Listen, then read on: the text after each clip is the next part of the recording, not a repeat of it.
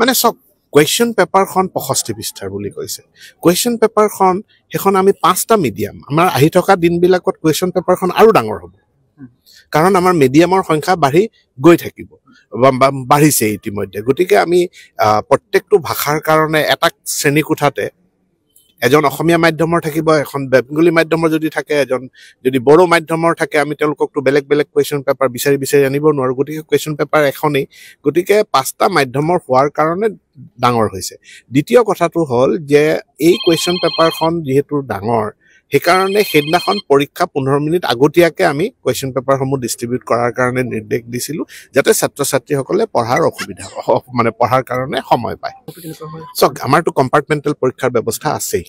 গতিকে কম্পাৰ্টমেণ্টেল পৰীক্ষা মানেই দুবাৰ পৰীক্ষাটো গতিকে 6 মাহত যদি দিয়া যায় CBSEৰ ক্ষেত্ৰত মই নাজানো কিন্তু আমাৰ ছাত্ৰ ছাত্ৰীৰ সংখ্যা হ'ল 50 লাখ গোটেই অসমত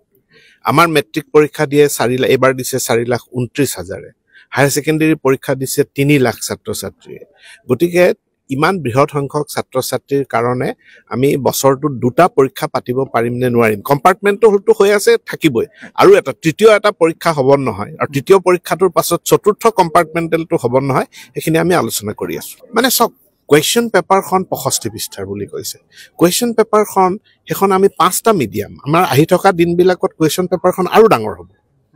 কাৰণ আমাৰ মিডিয়ামৰ সংখ্যা বাঢ়ি গৈ থাকিব বাঢ়িছে ইতিমধ্যে গতিকে আমি প্ৰত্যেকটো ভাষাৰ কাৰণে এটা শ্ৰেণী কোঠাতে এজন অসমীয়া মাধ্যমৰ থাকিব এখন বেংগলী মাধ্যমৰ যদি থাকে এজন যদি বড়ো মাধ্যমৰ থাকে আমি তেওঁলোককটো বেলেগ বেলেগ কুৱেশ্যন পেপাৰ বিচাৰি আনিব নোৱাৰো গতিকে কুৱেশ্যন পেপাৰ এখনেই গতিকে 5টা মাধ্যমৰ হোৱাৰ কাৰণে ডাঙৰ হৈছে দ্বিতীয় কথাটো হ'ল যে এই কুৱেশ্যন পেপাৰখন যেহেতু ডাঙৰ সেইকাৰণে সেইদিনাখন পৰীক্ষা 15 মিনিট আগতীয়াকে আমি কুৱেশ্যন পেপাৰসমূহ ডিষ্ট্ৰিবিউট কৰাৰ কাৰণে নিৰ্দেশ দিছিলো যাতে ছাত্ৰ ছাত্ৰীসকলে পঢ়াৰ অসুবিধা মানে পঢ়াৰ কাৰণে সময় পায় সক আমাৰটো কম্পাৰ্টমেণ্টেল পৰীক্ষাৰ ব্যৱস্থা আছেই গতিকে কম্পাৰ্টমেণ্টেল পৰীক্ষা মানেই দুবাৰ পৰীক্ষাটো গতিকে 6 মাহত যদি দিয়া যায় CBSEৰ ক্ষেত্ৰত মই নাজানো কিন্তু আমাৰ ছাত্ৰ ছাত্ৰীৰ সংখ্যা হ'ল 50 লাখ গোটেই অসমত আমাৰ মেট্ৰিক পৰীক্ষা দিয়ে 4 লাখ এবাৰ দিছে 4,29,000